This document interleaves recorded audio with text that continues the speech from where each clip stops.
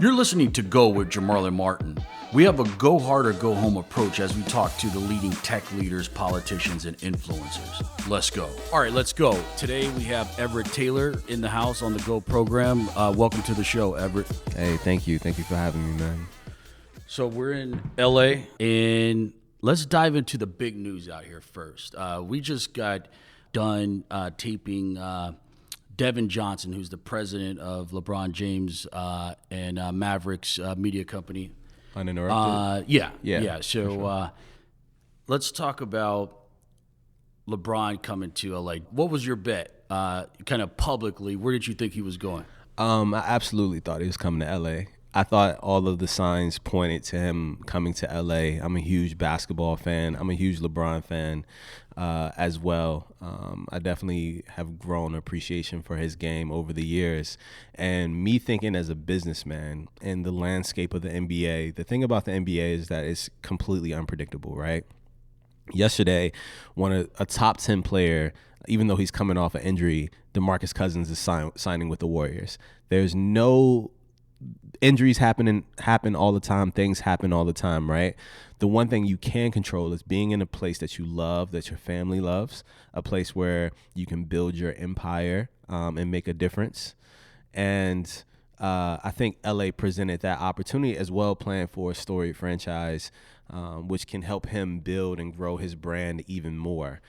So with everything that happens in the NBA and the modern NBA now, it's no guarantee to win a ring, and I think his legacy is solidified, and so I think LA was like the number one choice. It makes sense from a business perspective. But were you thinking that because he's investing so much in media and entertainment in terms of films, television shows, he has planted his flag in LA from a business perspective? But did that kind of tip you off that he was coming here? Absolutely. I mean, I think. At the end of the day, LA is LA and New York, and who wants to go to the Knicks right now? I'm sorry, it's not going to happen, right?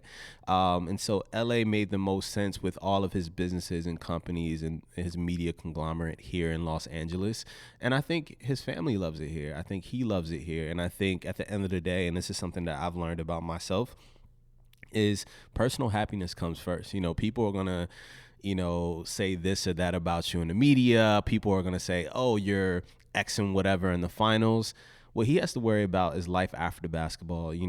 His basketball career is just a short portion of his entire life, right? You're saying the same things that Dan Gilbert mentioned to the media after the decision, where he pretty much said the same stuff that you're saying in terms of his business interests in LA, but also his mind is kind of after basketball as well. After basketball, man. The man's 33 years old, and I mean, at most you would think he has maybe 7 to 8 years max to keep going, and maybe 4 to 5 years at a high level. And so I think this was the best decision for him.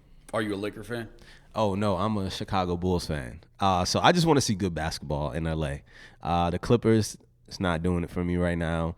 I'm really excited for LeBron to come, and we're literally 12 minutes walking from Staples Center right now. So to be able to just walk over and catch some LeBron games is gonna be dope. You've been active early on Twitter. Right. What do you love and hate about Black Twitter? Black Twitter. I love the fact that we have so much power over culture. Right? Culture as a currency, the way that we move and we shift things. And how much power we have from, just the things that we do and we say on Twitter. And not only that, but also just the entertainment value that it brings and the joy it brings to people on a daily basis. I think that's one of the most amazing things about Black Twitter, and the fact that we're actually driving a multi-billion-dollar business. We are the most valuable asset that Twitter Inc. has, right? Is it problematic for you that when you look at the shareholder base and the top executives of a Facebook, of a Twitter, and a Google, right, where as we're very engaged on social media. We're setting trends. We're creating new things within social media.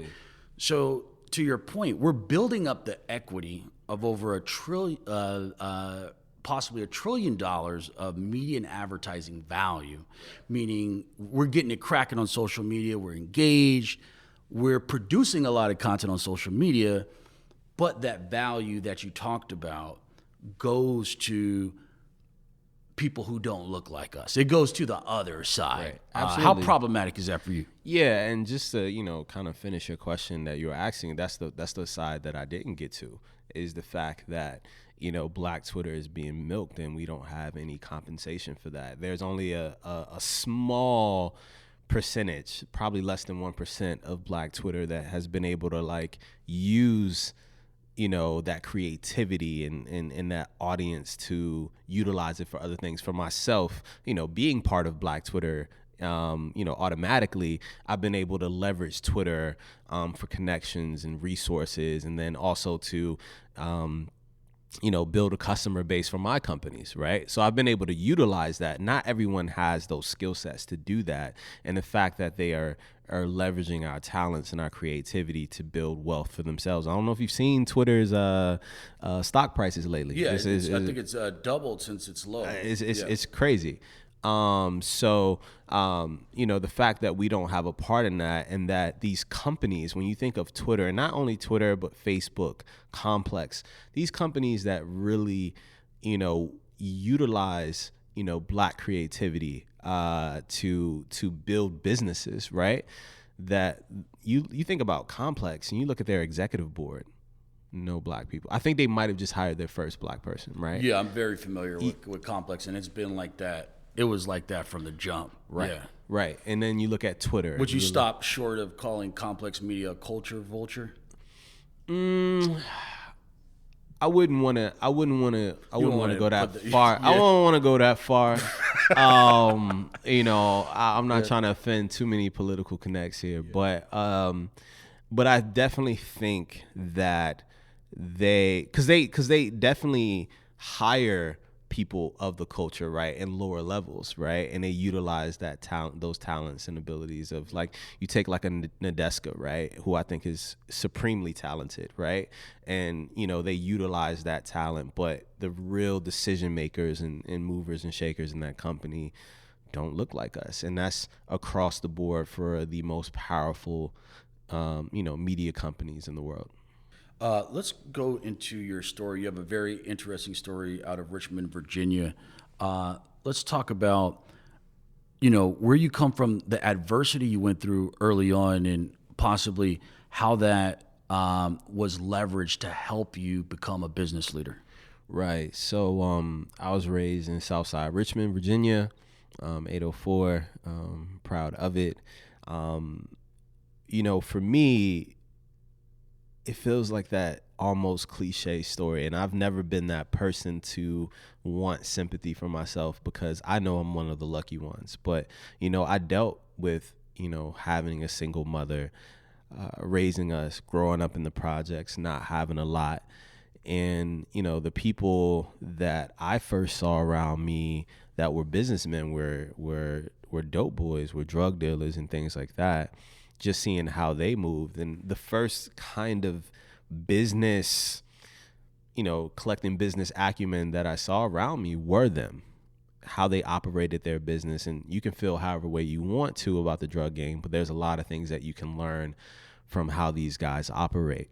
And those were the first things that I kind of picked up. And then I also saw people having nice things, and I came from a household where people didn't really have nice things, and people didn't aspire to have more. And even though I didn't agree with what those guys on the street were doing, I did appreciate the fact that they wanted more for themselves. And a lot of people within my family, they were very happy with the bare minimum. And I appreciate that about them. But I knew that I always, not necessarily superficial things, but I knew that I wanted something better for myself. And, growing up, I got into the streets too. So I started selling drugs when I was 12, 12, 13 years old. And my mom saw some of that money starting to come in, and she already knew what was up. And so this actually changed my life. She forced me to get my first job at 14 years old, which was a marketing associate job at Eastern National, which was a company in Richmond. And that's where I learned about marketing and picked up those trades and those skills that have defined my career thus far, right? And I was able to learn and hone those skills very, very early. And I say all the time that we all have talents, and most of us don't get the opportunity to really tap into them. Marketing was my talent. And I was able to work in that company and really build those skill sets. And unfortunately, I was laid off, a couple years later. And because of certain, family matters, we ended up homeless. And not homeless like, hey, I'm staying at this person's crib and that person's crib. I mean, homeless, I'm actually on the street in Richmond, Virginia. It gets cold there. It rains, all that. And that was a very, very difficult situation for me, being homeless, but it was one of the most monumental things that could have happened to me for two reasons. Number one, from a marketing perspective, you learn so much about human behavior and what drives people when you see people that don't have anything. You see people at their core. You see people that you really see what drives people. And from a marketing perspective, to really understand people and have that emotional intelligence, that what drives people at their core is very, very important. And you get the opportunity to see that being homeless. And number two is that I didn't have computer access growing up. And, to seek shelter, I went to the local library, and they had computers. And that was my first time really using the internet. I was 17 years old, and I come across Mark Zuckerberg. And where I was from, if you didn't play ball, or you didn't rap, or you didn't sell drugs, there wasn't really an alternative for you, right? Or that's what was thought. And I, for the first time, realized that entrepreneurship and tech offered me this path that I didn't think even existed for myself. And this was something that was a huge opportunity for me. And it really changed my way of thinking about getting out of the scenario and situation that I was in.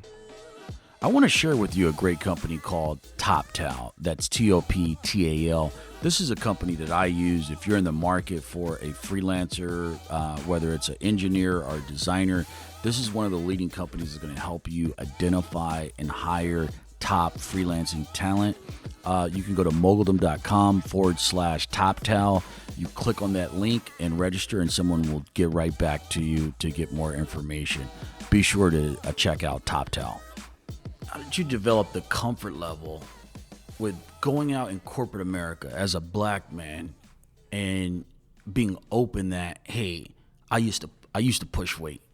I mean, like, what's the step of getting comfortable talking like that? Because it's already hard. Well, right? Let me clarify before, like, Drake puts out a diss record challenging my street cred.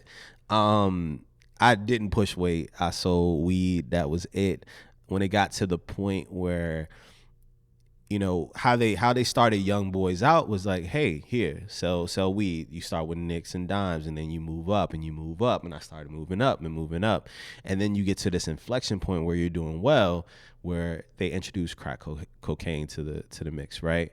And I was lucky that just at that kind of inflection point where I was about to get into that, my mom kind of saved me and pulled me out of the mix. But it doesn't sound like it's a big deal for you. Obviously, you're accomplished.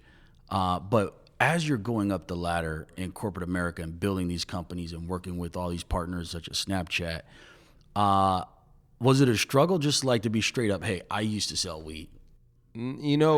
It's a little bit different for me because my career path has been extremely entrepreneurial. And in terms of working with people, it's because they've come to me. It's not because I've come to them. And that's a very, very important difference, right? Is when you have built equity within yourself in terms of talent, abilities, accomplishments that you hold, more weight in those conversations. Were you sharing that early in your career? Absolutely not. Absolutely not. You don't share those things, and I don't encourage people to share those things. They say, "Oh, Jay-Z talks about losing 92 bricks." Nah, you're not Hov, man. You don't do that. But when initially in those early days, of course, I didn't do that. So there's 100 marketing geeks out there. Right. They may come from Columbia, or they may come from Princeton or wherever, but they haven't been as successful consistently as you. And it sounds like you have a competitive advantage, but it's from the streets, meaning that, hey, you can put the geek, I can compete with the geeks, I can compete with folks from the Ivy League schools, but you have a competitive advantage because of that experience in the streets. Yeah, the emotional intelligence aspect is huge for me. I tell people all the time that the technical sides of marketing, how to do X, Y, Z, you can teach that to anyone. But what are the intangibles that you have? What are the things that separate you from everyone else? As we enter into a world where bots and automation and all these things are coming, what are the things that separates you from just having these technical skills? And me really being able to understand people at their core, to be able to understand somebody in the streets, someone from lower socioeconomic backgrounds to people that are wealthy. I've seen both ends of the spectrum. That gives me a huge advantage because I've been lower class, I've been middle class, I've been upper class. I've been through the gauntlet, and not a lot of people have been able to experience life that way. And then also, once they reach a certain pinnacle, be able to still empathize and still be able to understand those that are still in those places. Okay, walk the audience through your first few companies, marketing-related companies that you founded or co-founded. Yeah, I mean, all four are actually marketing related. My first company, EG, was I started this company literally because I was 19 years old. I had to drop out of college, and I saw a friend, Dre, who was. How long did you spend at Virginia Tech? Total 3 years, but I dropped out 3 different times. That threw parties, and it just inspired me to throw parties too when I got back home. And I realized there was like a gap in the market because if you weren't 21 years old, there wasn't a lot to do, right? So you turn 18, you couldn't go to the clubs, you couldn't go to the bars like that, right? And so I wanted to create these events. And so I really got into event marketing. And then I built event marketing tools on top of that to make those experiences better. So the first tool that I built was a tool for people to get their photos from those events. So this is back when, most people had flip phones or Blackberries, right? They didn't really have like iPhones and these nice smartphones with the nice cameras. And so we built a way for people to get pictures easily from the events that they're going to, and actually paying to get those pictures too if they wanted physical pictures or pictures without watermarks.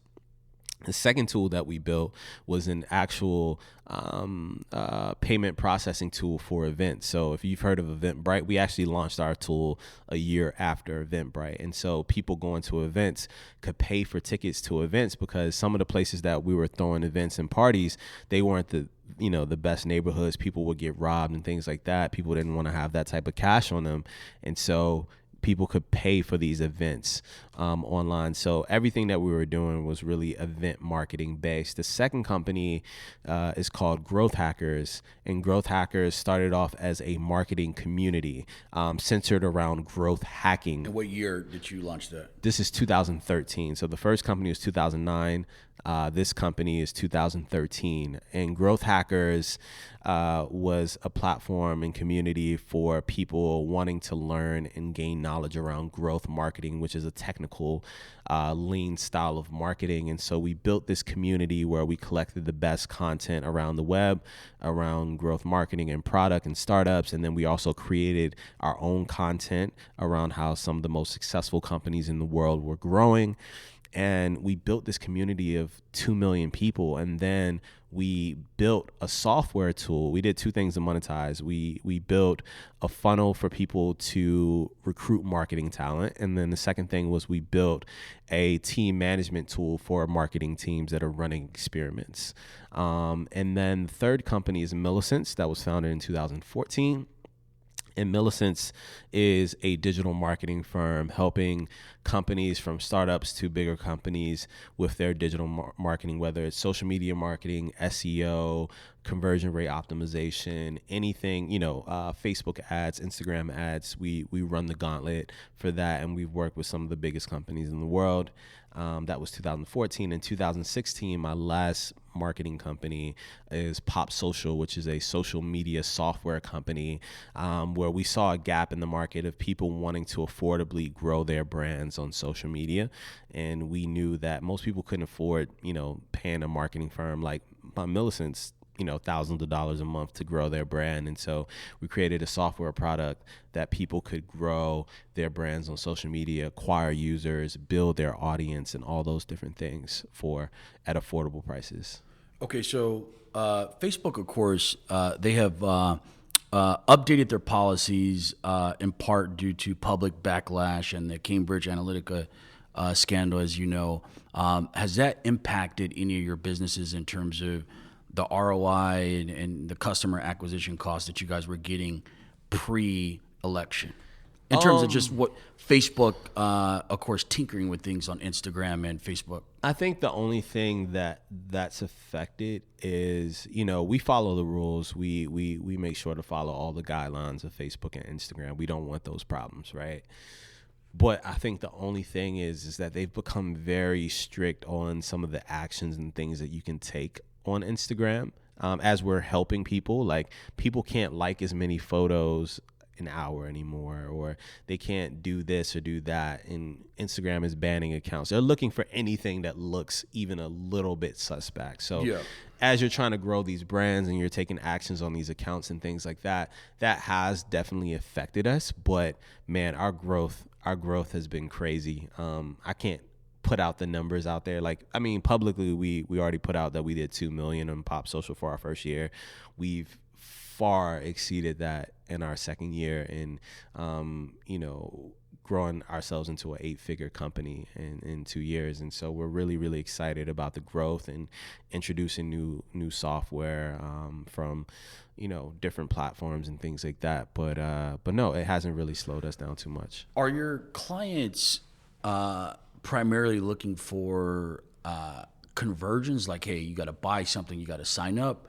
Or are they looking more so, I need engagement in terms of shares, likes, and followers? Are we talking about Pop Social right now? Yeah. Okay, so for Pop Social, it's been one of the most interesting social experiments for me to see what really drives people in terms of of growing an audience. And so we have everyone from a person that literally has not a damn thing to sell, not a reason to grow their brand, that says, I just like followers. I like people liking my photos. And that's weird that we have a society now where people are willing to spend $50 a month to say, this just makes me feel good, right? Yeah. I mean, having followers just makes me feel good. I still think that's the minority of our customers.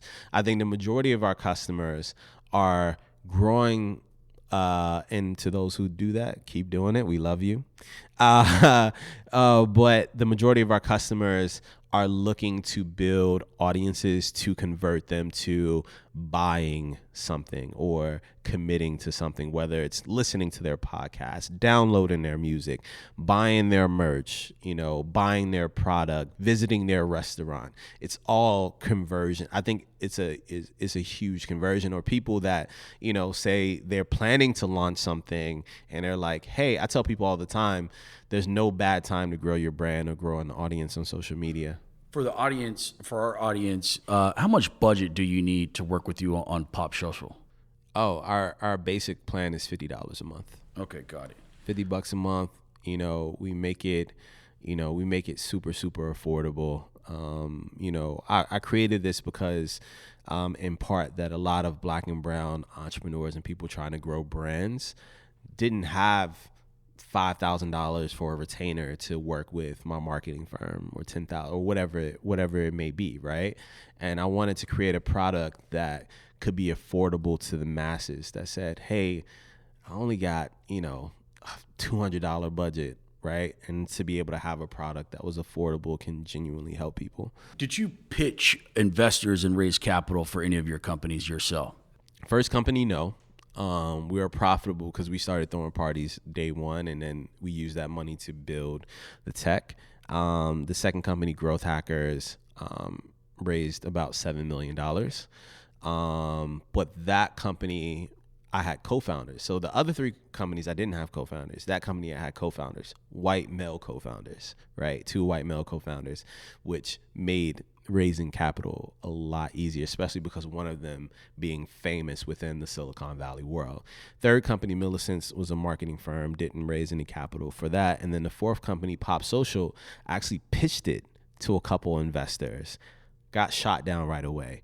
That type of stuff puts a chip on my shoulder. I don't have time for it. I'm like, look, I'm just going to put my own capital, hire my own team, take money out of my own account to build a tech, invest hundreds of thousands of dollars. Out here begging. No, I'm not. I'm not gonna beg for you. I know how profitable this could be, and in 2 years now we're an 8-figure company, right? Yeah.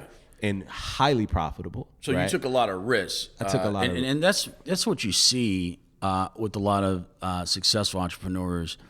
For example, Elon Musk. He cashes out of PayPal, and he puts his entire net worth on very risky bets. He bets on himself. And as you know, Tesla was about to file for bankruptcy right before they got a federal loan. And of course, the rest is history. But your experience where you're betting on yourself, if you first say, hey, I want to diversify my risk, I want to get investors, the process starts to seem funny. Like, hey, this is just not me. It's like I'm not out here kind of going flying across the country pitching these type of people. Right. And how many investors until you got to that point where like it only took me, I think, for Pop Social 2 or 3 investors. For me, like just seeing the feedback, and the feedback was kind of the same. They're not going to get it. They're not going to get it. They're not going to get it, and so. The feedback was the same, and I just realized like I'm not for this. Yeah, you essentially I could relate to that. Just you're not built to. I'm not built to be trying to explain everything. I'm gonna make it. I'm gonna make it on my own in 2 years.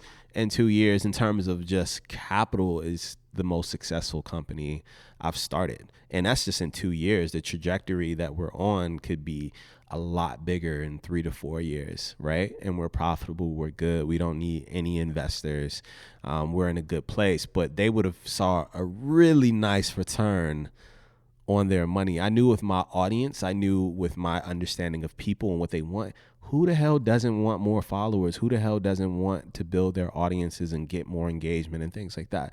People naturally want these things. Brands naturally want these things, right? And this was an affordable option to spending thousands of dollars on Facebook ads or thousands of dollars on a marketing firm. I understood that. Sometimes people don't see the picture. I'm actually in the process of starting 2 new companies, one of which I'm going to bootstrap. The other, I'm not sure because it's going to be capital intensive. And so just the idea of I might actually have to play that game is what do you great. Say to, hey, you're managing multiple companies, right. like Elon Musk, or like Jack Dorsey at Twitter, with Square and Twitter. So, do you feel like at a certain point, I can't bring my A game on one because I'm spread out across 3 or 4? Absolutely. So what people don't understand is that, one, I have an amazing team at each company, right? And currently, as I'm kind of getting ready for these 2 new ventures, when I went to Skirt, so I was CMO, Chief Marketing Officer at Skirt, which got acquired by Fair.com recently. When I went there, I stepped down as CEO of my marketing firm, and I had somebody to replace me, right? And then he was a GM and ran it.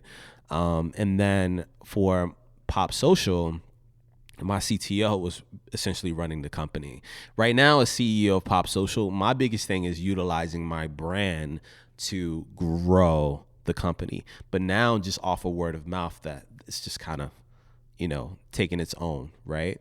So I see, as a marketing firm, I lost my GM. He ended up going to Google, but I can hire another person to run the marketing firm. Pop Social is going to be just fine, right? So I feel confident leaving those companies to work on two new things. I think you have to understand, hey, you can't stretch yourself out too thin, and there's a certain point that you can take each company, and you got to be able to take your talents elsewhere. You've been vocal on social media about founders doing too much press, doing too much PR.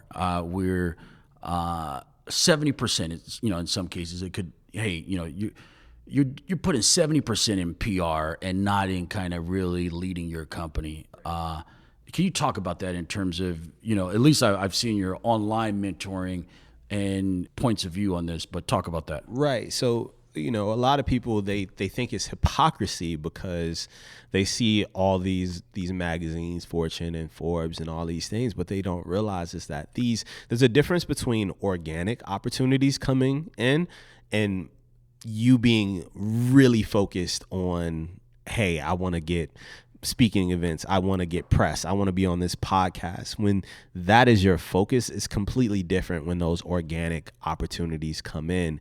I think a lot of people, they get a little bit of success and the first thing they think about is like, oh man, I want to get in Forbes. I want to do this. I want to do that. The truth of the matter is, and somebody that works in media and has worked in media, you understand that a lot of times this press doesn't move the needle. Like, it works for the media company because they get their hits. They use you for those hits, right? And those clicks and that traffic. But in terms of for your actual business, is it really going to move the needle? A lot of times it doesn't, especially if you don't have the right product and the right channel in which you're going through. And so I tell people all the time that, don't, press pause on progress by chasing this notoriety and, this press and all these things. The things that you really need to be focused on is building a great product, building a great team. If you look at even our white counterparts, right, in these companies, they're not, a lot of them aren't out here doing a bunch of press all the time and things like that. Are you suggesting that if someone was to really run the numbers and conduct a study, that the black tech CEO is over-indexing on PR investment in terms of time? This is just what I've seen personally from the most successful black tech entrepreneurs and the most successful white tech entrepreneurs. The most successful white tech entrepreneurs, you didn't see a Zuckerberg, a Evan Spiegel, the guys from Stripe, John Collison and Patch. You don't see them out here speaking at a bunch of conferences. You don't see them when they were building their companies. They weren't doing that. Yeah, right? It's not enough time in the day. It's not enough time because the thing is that they're building companies at scale. And I'm not trying to throw shade because honestly, I'm just doing this off of... It's just observation. Yeah. But it seems like as soon as like we create a LLC, it's like, all right, let me hop on these panels, let me get this press, let me do this. And it's like, you'll see something where this entrepreneur did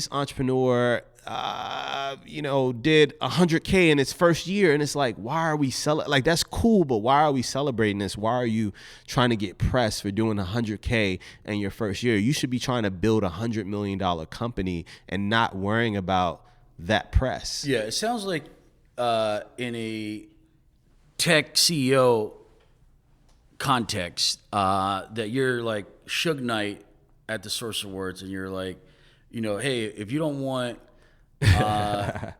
someone all up in your videos and all of that, come to Death Row. Right. It sounds like your recommendation is that, PR could fit for some of us, but you see too many black tech startup CEOs investing too much in PR? Too much time, and it all depends on the product. And I tell people all the time, for Pop Social currently, right, we are a consumer product.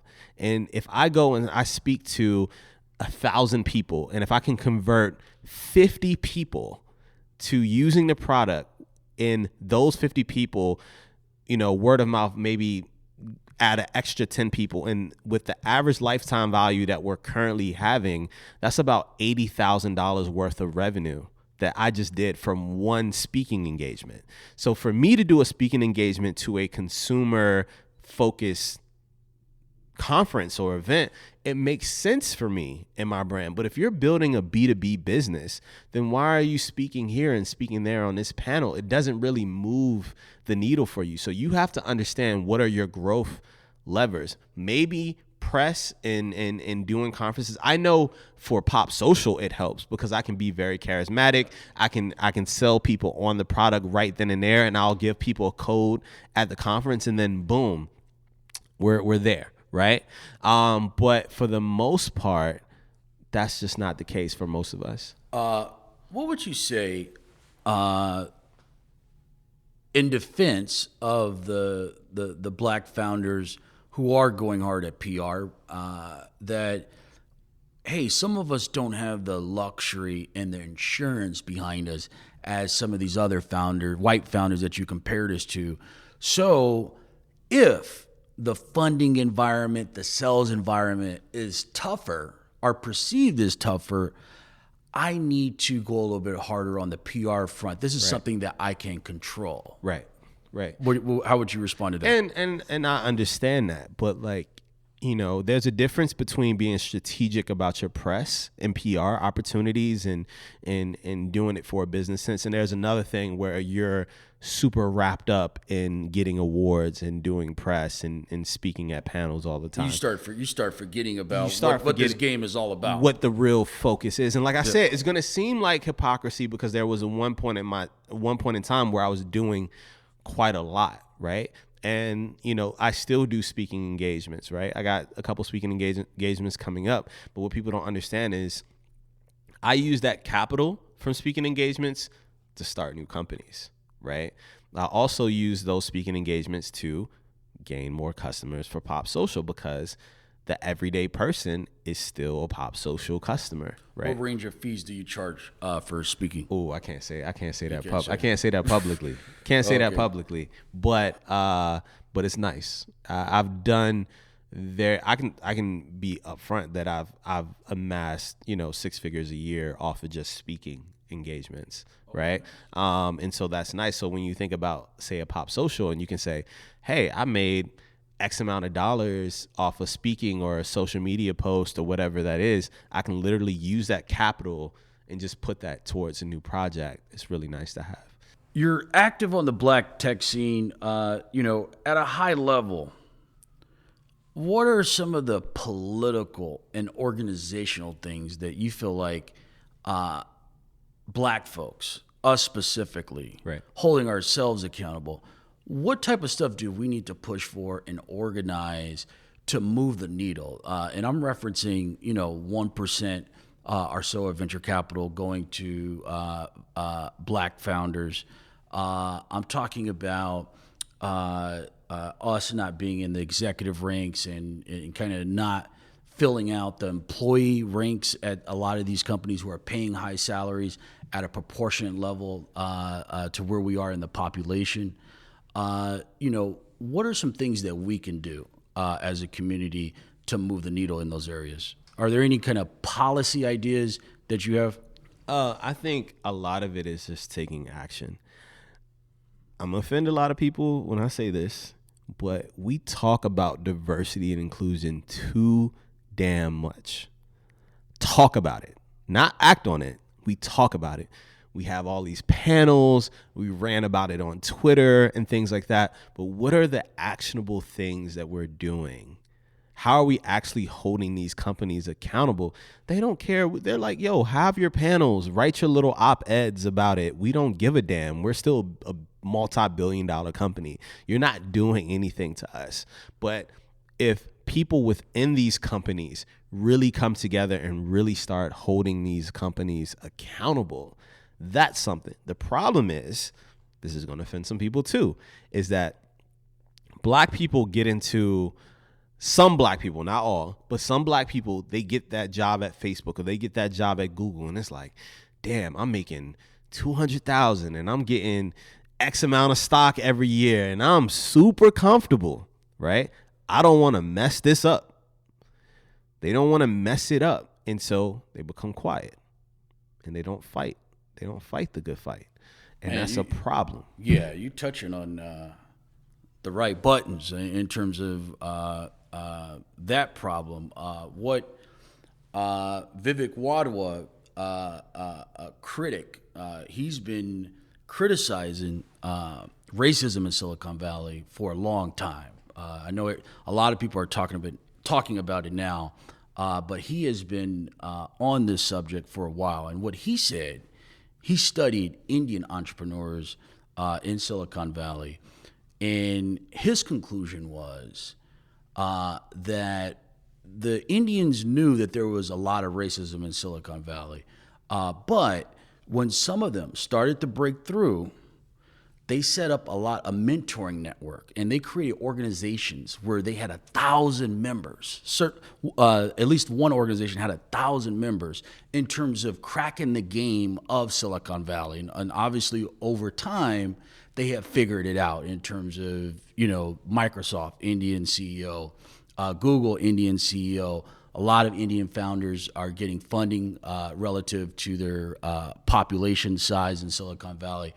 But what he said was, when I talk to your people, when I look at the black men and women in Silicon Valley, you guys don't help each other. He said that, I see the problem. I don't deny the problem. But with you guys are not really helping each other. Do you think that's fair? I think that's absolutely fair. The people some of the people I was just talking about at these big companies, right? They get in there and they get comfortable and they don't want to help anybody else on the come up, right? And you have these, like, I've seen them. I've seen these men and women. I see you smiling right now because you know exactly who I'm talking about. These people will code switch. They will do whatever they have to keep themselves safe, and they will not try to help bring others into the mix. And this is not everybody. Mentoring, a huge thing. People don't take the time to actually talk and help and mentor people. People are so absorbed and so selfish with their own time all the time. And you have to be selfish at times, right? You can't help everybody, but to not want to give your time and genuinely help others, not just, oh yeah, let's grab coffee, yada yada. Oh yeah, I'll do this for you. Nah, and don't follow up. Like, genuinely help each other and create these networks in these groups.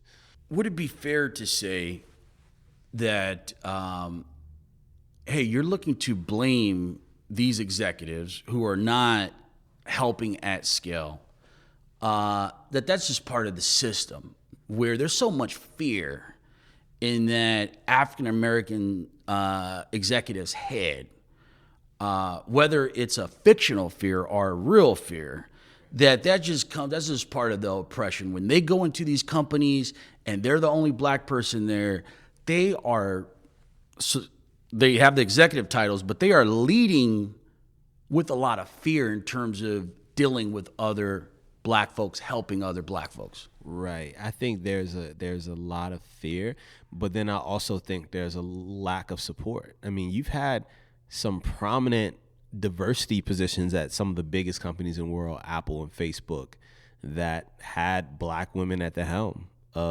as their chief diversity officer, and then didn't see any changes, right?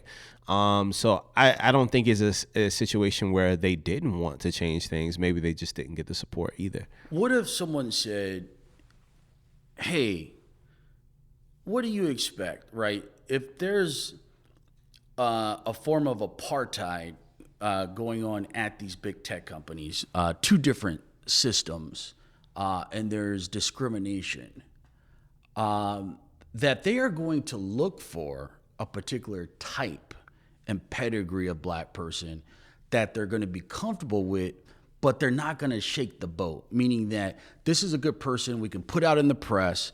Hey, look, this is our diversity head, and this is a person who's going to walk the line.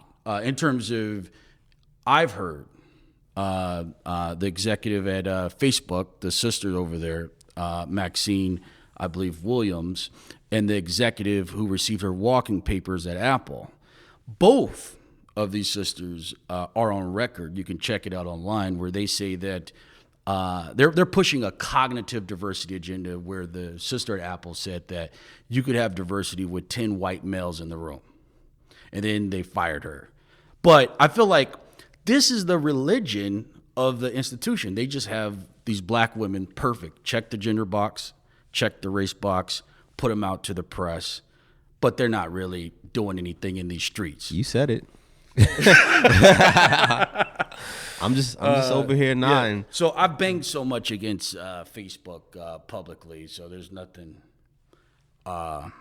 It's kind of out there. It's really interesting to see that, when you see a black person in certain roles at these companies, and you're like, oh, Stanford MBA, Harvard, cool, comes from, Bridgewater, Connecticut or something like that. It's like, okay, I get it, and I understand that. But here's the thing, not everyone's like that. And, I had a meeting with CAA recently, and the brother, super cool brother, I ain't gonna put his name out there. When he first came up to me, I was like, oh man, he ain't for the culture, man. He just his whole vibe, right? I was like, but as soon as we walked out that building, we could actually be ourselves. I was like, all right, he's one of us. But it's tough. It's tough playing that game. Just to keep it real. To your point, there's soldiers for sure. You'll find them at these companies, but there's just too many Negroes. If you're listening on this, we need more people to stand up, and you got to lift the people behind you up. Find a way to help and take more risk. The question to you is, in tech, in Silicon Valley, do we have too many Dr. Kings and not enough Malcolm X's? Meaning that the leadership, the people who are in these systems, they're too. I'm not calling Dr. King soft. He evolved over time, but what I mean is get your point. That our community has always been balanced, where we have kind of some folks over here, but then we have a more militant pack, and they kind of do their thing, but it pushes the community forward. But when you look at the diversity politics crowd and the diversity folks, everyone is kind of on the soft kind of in where they will only go so far in calling out these companies and kind of really pushing these companies and take it up a notch. Right. To your point, I think there's a reason why I'm mostly entrepreneurial, right? Because I understand for a Facebook or a Google or someone like that to take a chance on me being an executive. First of all, the odds are already against me being under 30, right? Being under 30 years old. I was just having a conversation with a friend. I don't know what it is, but it's like once you hit 30, just a slew of new opportunities come open to you. When you hit 40, a slew, because people see that age and they see that as a barrier. Like, we can't give this person that opportunity, right? But the second thing is that, can a Google handle someone like me? Can a Facebook handle somebody like me who's going to be outspoken, that's really going to challenge things? The truth is, those people haven't been the ones that tend to stick around very, very long, right? You take a look at it like a Bose at Uber. Bose is outspoken. She's going to be herself, and from my understanding, everything was good at Uber, but it's like, but how long are those situations going to last? Could you see, or could you support a policy in the state of California, for example, where the state government comes in and says, for all the venture capitalists in this state, you have to disclose the race and gender and provide greater transparency on the entrepreneurs that you're funding. That just the data needs to open up, and here's where I'm going. History has showed that in almost any market, whether it's taxis, mortgages, business loans, that the government, this is not me talking, this is not anybody, the American government has said that there's been systemic discrimination against African Americans in various industries. And you even seen the discrimination when you apply technology and you let the white actors within the tech ecosystem just play out their natural behavior where they discriminate. And of course, Airbnb calls an Eric Holder, meaning that Airbnb is not trying to do something, but if they just let the society transact with each other, there's discrimination against people of color.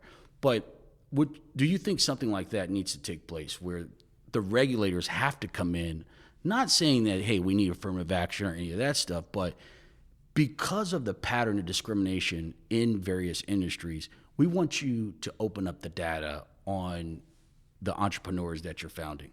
I mean, that sounds good, but that opens up a can of worms, right? To a lot of different things. That's something I would have to really think on. When you say a can of worms,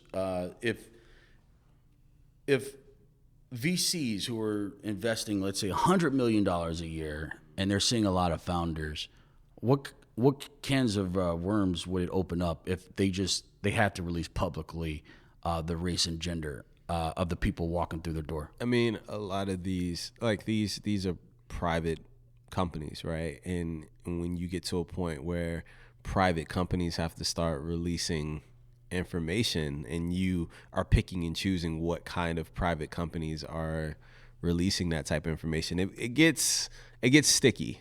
It definitely gets sticky. The same way I feel about the whole, the streaming stuff with people who have done XYZ and banning them from streaming platforms. Like, it's like, man, I live in LA. There's a lot of trash in the music industry and a lot of stories that people don't know about. So it's just a very sticky situation when you start to get into those things. I think for me, how I'm trying to combat that personally is I understand that the companies I've created thus far, while they've been very successful, they are not an Uber. They're not a Snapchat. They're not a Facebook. I've not created something where I've been able to really generate wealth for a diverse set of people. I pay great salaries, people are comfortable, but there's a difference between being able to pay somebody $150K a year, and there's another thing between taking a company public or, getting a huge $1 billion acquisition and making 300, 400 new multimillionaires that look like you, right? There's a complete difference in that. So I think wealth creation is one thing that I'm very focused on, but also teaching people to support one another, because you talked about those VC numbers and how there's not like a lot of African American VCs, but how many of those African American VCs are really for the culture? How many of those VCs are actually out here funding Black companies? That's something that people don't really talk about. I've talked personally and spoken personally to Black founders raising capital and saying they're finding more success from people from, white male, VCs than, people that look like them, and that's a problem. Yeah, that sounds, I guess this is kind of, unless it's a really big pattern though, but just the Black VCs I know are investing in Black founders. Maybe I'm having trouble because I could see an entrepreneur saying, hey, this Black VC invested in this white woman and didn't invest in me. Right. Or there could be a crowd of that, but I just think that may be unfair to the Black VC. Oh, I'm not saying all Black VCs. Yeah. I'm not saying all Black. The ones that you're familiar with. You're saying, I know amazing Black VCs that are funding Black founders, right? Yeah. But what I'm saying is that it's problematic that we still have Black VCs that aren't funding black startups. Got it. There are black VCs out there, and I'm not going to put out any names that aren't investing in black founders. Would it be problematic for you if Kobe launched a venture capital fund, Jay-Z is affiliated or owns a couple of venture capital funds, but the guy that's running Jay-Z's new fund, yeah, that's what I'm saying. Like, so there's other celebrities who have launched VC funds, black celebrities who have launched VC funds. Would it be problematic for you if they said 10% of our capital goes to black founders? Is just right off top that's problematic for you? I think it's problematic to put a number to it. It should. No, I'm not saying saying that it's a target, right. But someone shows you the books and they looked at all the black celebrities who are launching VC funds, and let's say in aggregate they're 100 million. But out of that 100 million of all these black celebrities and athletes together, they have invested 100 million, but only 10 million went to black founders. It's just at a high level. Is that problematic for you? If that was the case? It just depends on who they saw, because here's the thing. I'm a big believer in making smart investments at the same time. And I also understand the same way that there's white people out here with terrible startup ideas, there's black people out here with awful startup ideas. And there's a difference between a person with an awful idea, right, not getting funded and complaining about someone not funding them, and there's someone who has an amazing idea that has extreme scalability and has shown that they've been able to, make, great revenue and grow, percent over percent over time, right? Week over week, month over month.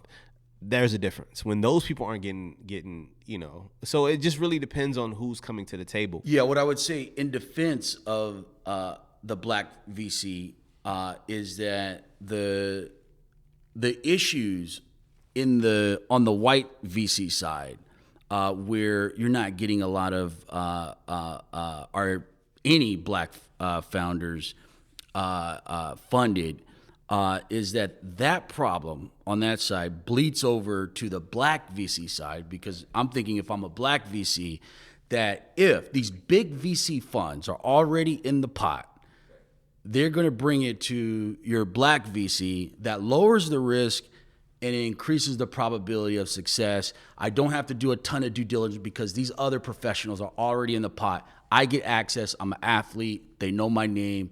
I'm getting access to this deal. Right. Well, one thing that happens in the industry, and I don't mean any disrespect by this, but take an Andreessen Horowitz, which is one of the biggest, venture capital firms. You have smaller firms that will follow up their investments, right? They won't invest unless that firm is kind of coming into it. So you have Queensbridge, which with Nas, right? A lot of their investments, if you really follow, they're following up on Andreessen Horowitz investments, right? And they're coming in with smaller amounts, but they're kind of following the lead on, not saying that they're doing it all the time, but you see a lot of smaller funds that are kind of connected to bigger funds, and they follow the lead of those bigger funds. So if that bigger fund isn't investing in black companies, they might not invest in black companies, right?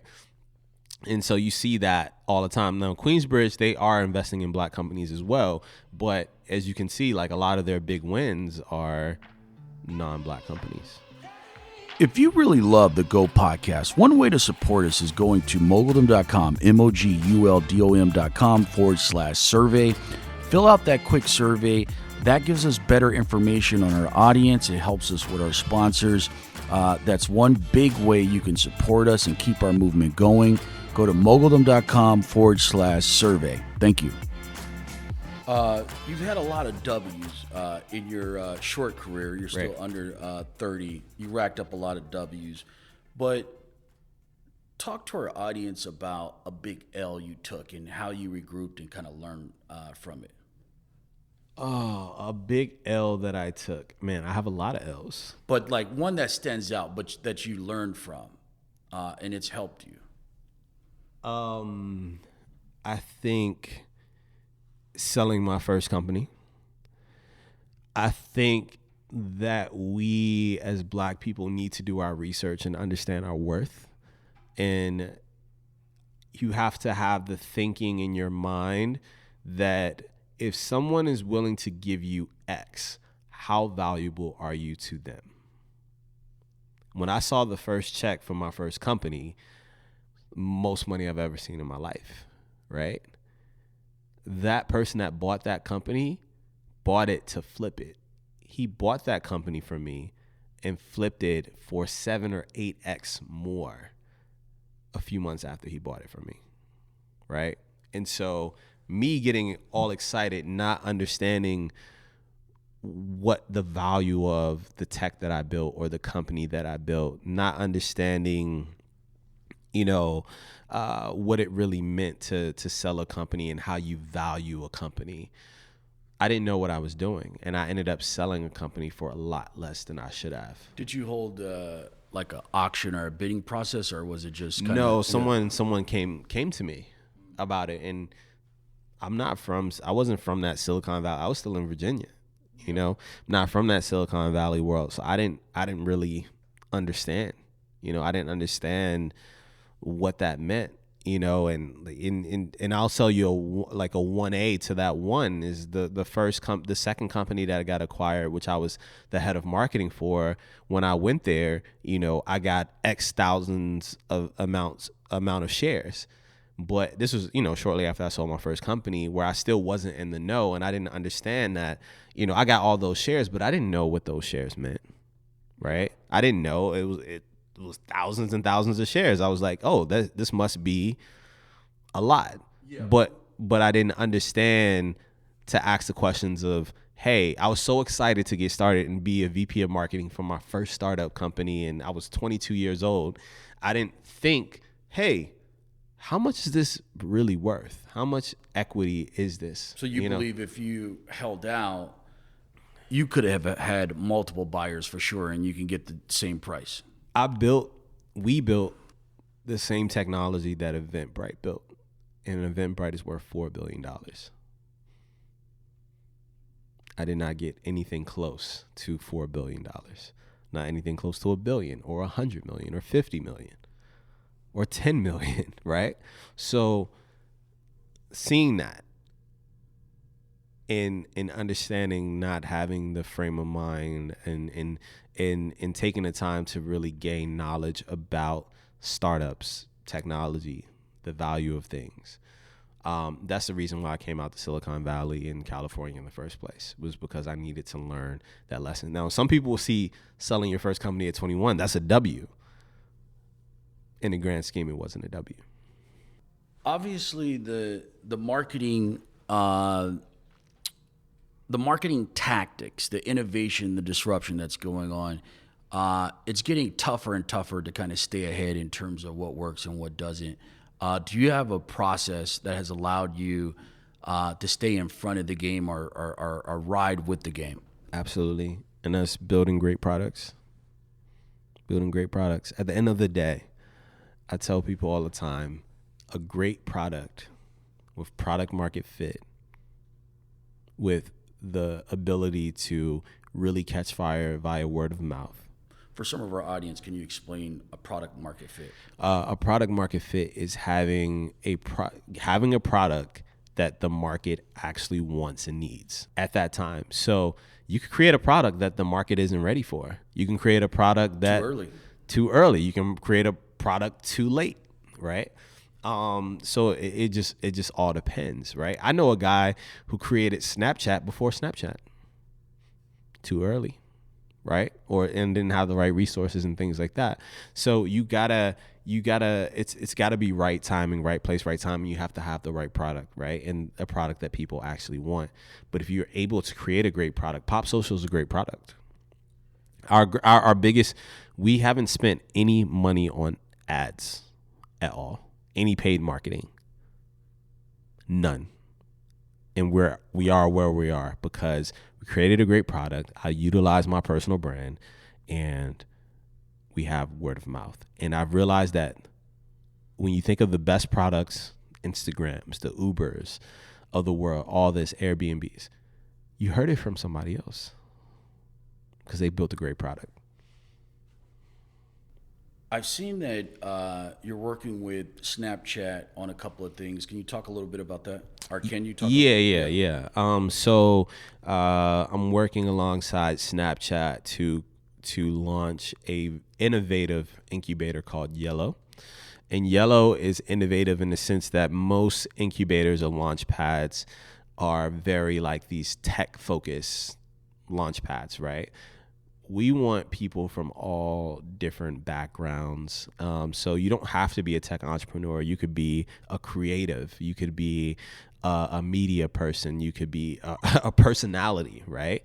But we want to give people a substantial investment of $150K and give them free office space in Snapchat HQ or Snap Inc. Do you guys HQ. have like a set equity like for the investment? It's going to vary depending on the company, because here's the thing, like if a company is like, say I brought Pop Social to the table and we're profitable, we don't necessarily need it, we just need the extra, I'm not going to give you 10% of my company, right, or 20% or whatever it is, right, for $150K, right? But if I'm somebody who's like, man, I don't have any resources, I'll give you 10% for $150K and all the resources that I'm gonna get, it makes more sense, right? And so it's gonna vary. So it's not necessarily kind of like a pre-seed, or because you see some incubators where we're taking X%. Right. But usually, very early stage. Yeah, I mean, we have an idea in mind of what percent we want to take, but we, like I said, if we come across somebody that is at a later stage, is going to be flexible. And so it could be anybody from somebody wanting to make a movie or film to someone that's starting a media company or a software product. We want that flexibility, or a media personality where they're like, hey, I'm creating the audience to be the next Gary Vaynerchuk, right? We want to see all different types of people. And is there a requirement that the company needs to invest in building the platform on Snapchat? No, absolutely not. People don't even have to be on Snapchat to apply, right? But one of the things that you do get is free ad credits, and get free ad credits and the resources and the network of Snapchat. You get amazing mentors and things like that. It's given me the opportunity to align myself with and work with, however you feel about Snap Inc., one of the fastest rising, one of the biggest tech companies out right now. And they're highly innovative, so much that they are the R&D for Facebook right now, right? But to be able to give people an opportunity, a diverse set of people, an opportunity to follow their dreams and make something of themselves. How many checks are you guys gonna write? 10. Okay, nice. You're the template of the young Black entrepreneur, where you're actively kind of being vocal. You're working with companies to help others. You're reaching back in the community to help as much as you can, but you don't have the kind of the milestone where you talk to some people that are like, I'll do that in 10 years after I exit my company or something like that. I'll help later. But by the time that they get so institutionalized in the game, they may not even want to help at the same level, right? So they could be very detached from the community at that point. But you seem like you've been helping on the way up. So you've been successful. You've been starting companies, but you're helping on the way up. You're not waiting to be worth $100 million before you start helping your people. Right. Absolutely. I think it's really, really important, and it gets overwhelming at times too, because you can't help everybody, especially me as someone who's built, a huge social media audience. I get DMs every day, emails every day, and it's hard to help people at scale. And so that's why I try to give nuggets on social media when I can. That's why I try to do speaking engagements where I can talk to people at scale, because I can't help every single person. There's going to be somebody that asks about XYZ, and I'm like, oh, you need to listen to this podcast because I talk thoroughly about it in this particular podcast or this particular interview. But I think it's really, really important to not lose sight of bringing others up as you climb up. All right, this is Everett Taylor. Thanks for coming on the show. Where can people check you out on Twitter and then also your companies? Yeah, so you can check me out on Twitter, Instagram, and Snapchat. It's just my name, Everett, Everette, and Facebook, facebook.com/Everett Taylor Jr. Jr. And then in terms of, my companies, you have Millicents.com, which is my marketing firm, growthhackers.com, which is a website community and software company. And then also my favorite is popsocial.co. So popsocial.co for all those that are trying to grow their brands on Instagram and social media. Please go there and you can use the code. I'll just come up with one, Mogul25 for $25 off your first month. So if you choose the $50 plan, that's half off. So Mogul, all capital letters, 25 for $25 off your first month. Thanks for coming on the show. Yeah, thank you, man. Let's go. Cool. Thanks, everybody, for listening to Go. You could check me out at Jamarley Martin on Twitter, and also come check us out at Moguldom.com. That's Moguldom.com. Be sure to subscribe to our daily newsletter. You can get the latest information on crypto, tech, economic empowerment, and politics. Let's go.